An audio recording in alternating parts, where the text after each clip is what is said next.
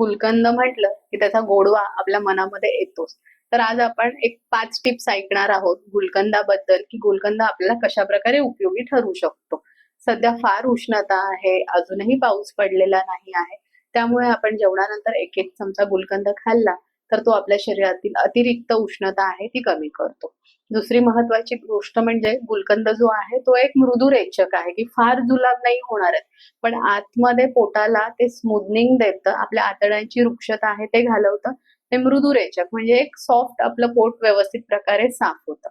तिसरी गोष्ट म्हणजे काय, आपले जे मानसिक त्रास आहेत, कधी चिडचिड होते उगीचच्या उगीच किंवा मग मानसिक दौर्बल्य असतं, ज्याला आपण मॉडर्न लँग्वेजमध्ये अँक्झायटी म्हणतो अ, किंवा पटकन स्ट्रेस येऊन जातो, तर त्यासाठी आपण गुलकंद आहारामध्ये ठेवणं आवश्यक आहे.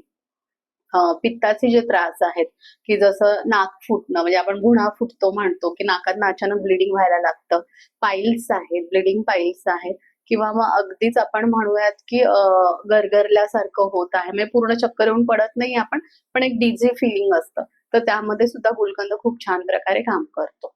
त्यानंतर जर मधुमेह नाहीये आपल्याला, पण आपण हार्ट पेशंट आहोत, तर नक्कीच आपण गुलकंद आहारामध्ये ठेवला पाहिजे. त्यामुळे काय होतं ऑलरेडी गुलाबासाठी सांगितलेलं आहे, की तो हृद्य आहे. म्हणजे तो कार्डिओटोनिक आहे. तो हृदयाला बळ देणार आहे. तर आपण हा चांगल्या प्रकारे आपल्या आहारामध्ये ठेवला पाहिजे. तर येस, आपण अशा प्रकारे गुलकंद खाऊ शकतो आणि त्याचे उपयोग आपल्या शरीरासाठी करून घेऊ शकतो. Thank you.